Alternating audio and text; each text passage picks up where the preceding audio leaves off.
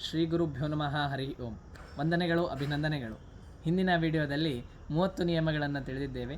ಈ ವಿಡಿಯೋದಲ್ಲಿ 31ನೇ ನಿಯಮವನ್ನು ತಿಳಿಯೋಣ ಎಂಬುದಾಗಿ ಹೇಳ್ತಾ, 31ನೇ ನಿಯಮವು ಯಾವುದು ಅಂತಂದರೆ, ಜಪ ಮಾಡುವಂತಹ ಸಮಯದಲ್ಲಿ ಯಾವುದೇ ಕಾರಣದಿಂದಾಗಲಿ ಬೆರಳನ್ನು ಬಿಟ್ಟು ಉಳಿದ ಅವಯವಗಳನ್ನು ಅಲುಗಾಡಿಸಬಾರದು ಮತ್ತು ಚಲಿಸಬಾರದು.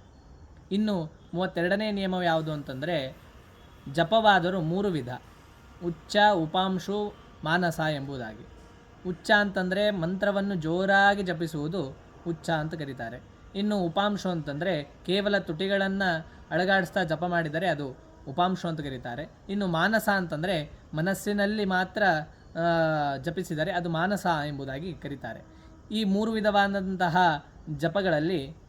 ಜಪದ ವಿಧಾನಗಳಲ್ಲಿ ಮಾನಸ ಜಪ ಬಹಳ ಶ್ರೇಷ್ಠವಾದದ್ದು. ಇನ್ನು 33ನೇ ನಿಯಮವು ಯಾವುದು ಅಂತಂತಂದರೆ, ಜಪ ಮಾಡುವಂತಹ ಸಮಯದಲ್ಲಿ ನಮ್ಮ ಬೆನ್ನನ್ನು ಬಾಗಿಸಿ ಜಪಿಸಬಾರದು. ಅಂದರೆ ಬೆನ್ನನ್ನು ರುಜುವಾಗಿ ಮಾಡಿಕೊಂಡು ಕುಳಿತು ಜಪಿಸಬೇಕು. ಇನ್ನು 34ನೇ ನಿಯಮವೇನೆಂತಂದರೆ, ಜಪ ಮಾಡುವಂತಹ ಸಮಯದಲ್ಲಿ ಮೊಣಕಾಲಿನ ಹೊರಗಡೆ ಕೈಗಳನ್ನು ಇಟ್ಟುಕೊಂಡು ಜಪ ಮಾಡಬಾರದು.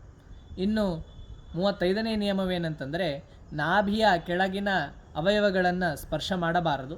ಪ್ರಮಾದದಲ್ಲಿ ಅಂದರೆ ಏನಾದರೂ ಅವಸರದಲ್ಲಿ ಸ್ಪರ್ಶ ಮಾಡಿದರೆ ಅದನ್ನು ಕೈಗಳನ್ನು ತೊಳೆದುಕೊಂಡು ಮತ್ತು ವಿಷ್ಣು ಚಿಂತನೆ ಮಾಡಿ ಪುನಃ ಜಪವನ್ನು ಪ್ರಾರಂಭಿಸಬೇಕು ಎಂಬುದಾಗಿ ಇಷ್ಟು 35 ನಿಯಮಗಳನ್ನು ತಿಳಿದಿದ್ದೇವೆ.